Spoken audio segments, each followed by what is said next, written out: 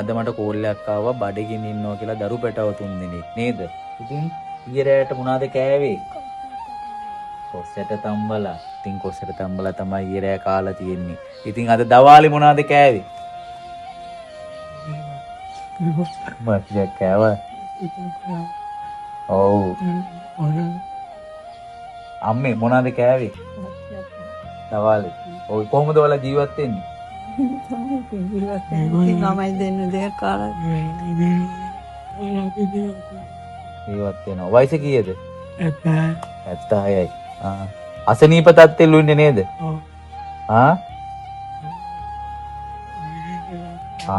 ඉතින් බඩගිනිලාල් තියනවද? මොනවද ඊළාට කරන්නේ?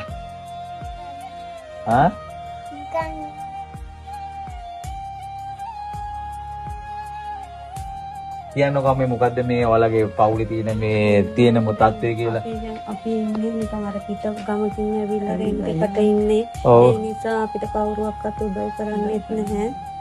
අපි අද දවසේ මේ ළමයි ඉස්කෝලේ අරගන්න තත්ත්වයක් නැහැ. ඊයේ රැට ඔස්කා යටින් ටෝච් අල්ලලා කොස්සට ඇඳගෙන ඇවිල්ලා ඉකෑවේ. මේ වගේ තාත්තා තම්බලා දුන්නේ ළමයි බඩගිනි තියන්න බැරි කමට. ඒ තරම් හරි අසරණ වෙලා ඉන්නේ මේ දවස්වල. අසරණයි. එතකොට මේ අම්මයි තාත්තා එක්කද ඔයාලා මේවා කරන්නේ? ඔව්. එතකොට ඔයා මොකක් හරි වැඩකට එහෙම යනවද? වැඩකට කියන්නේ මම අර ගෙවල් ළඟ ආදී දවසක් දවසක් යනවා. ළමයි කොට දාලා. ඔව්. ළමයි ගන්න වෙලාවට. කීයක් හම්බෙනවද දෙනින්? 500ක් දෙනවා. ඔව්. එතනින්ද ඔක්කොම දේවල් ටික කරගන්න. ඉතින් එනකොට හාල් කිලෝ එකයි පොල් ගෙඩියයි එක සමෙන්ම දාම සමහර වෙලාවට ඔය ඉතින් සම්බෝලයක් පොල් සම්බෝලයක් පොල් ගෙඩියක් අරගෙන ඇවිල්ලා එහෙම තමයි යා කරන්නේ. මේ පැටව 3 දෙනාම ඔයාලගේද? ඉතින් ඔයාට කොහොමද? ඉතින් මේ පේනවනේ මේ අහිංසක තාත්තා, මේ අම්මා, මේ කට්ටිය මේ ඔක්කොම ඉන්නවා. ඉන්න මම ඔයාලට පොඩි උදව්වක් කරන්නම්. ඔයා මෙන්න මේක අද ළමයිට මේ තියාගන්න. හරිද?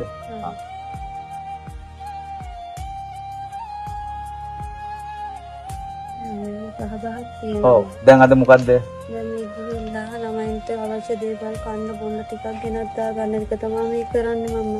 ඔව්. මේ තාත්තා මොකද තාත්තගේ තාත්තා බෙහෙත් ටික ගන්න තියෙනවාද? කල්පනාව නැති වෙනකොට බෙහෙතුයි. මෙයාට කොලෙස්ටරෝල් ප්‍රෙෂර් තියෙනවා. ඔව්. එයාට බෙහෙත් ගන්න තියෙනවා. ලියලා තියෙන රාගමින් ගන්න. ඔව්. ඒ ටික ගන්න. ටෙලිෆෝන් නම්බර එකක් තියෙනවද? තියෙනවා සර්. සුද්ධෝනි. ටෙලිෆෝන් නම්බර් එකක් තියෙනවද? කියන නම්බරේ කියන්නකෝ. 076යි. ඔව්. 013යි. ඔව්.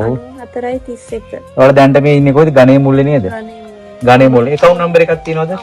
account number එකක් තියෙනවා සර්. account number කියන්න බලන්න. සම්පත් බැංකුවේ account එක. ඔව්.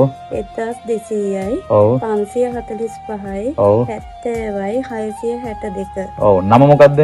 RDR කුමාර. කුමාර කියන්නේ කවුද? මහත්තයා. හරි. එතකොට මොකද්ද බ්‍රාන්ච් එක? කිරිබග්ගොඩ බ්‍රාන්ච් එකේ.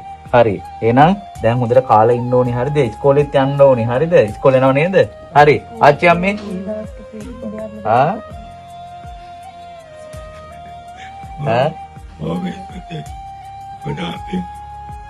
හරි හරි.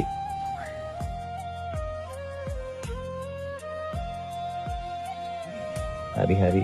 ඉතින් ඔයාලට පුළුවන් විදිහට උදව් කරන්න. ඉතින් අම්මේ දැන් ඔයාලා මේ දේවල් ටික කරගන්න.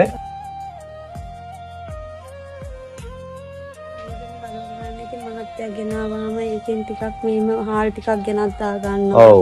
ඊට පස්සේ පොල් ටිකක් පරි. වේල් තුනෙන් කීයක් කනවද? සමහර දවසට නැත්තටම නැහැ. සමහර දවසට දෙකක් ගන්නවා. සමහර දවසට එකයි. ඔව්. ඉතින් ආච්චි අම්මේ වේල් තුනෙන් කීයක් කාලා ඉන්නවද?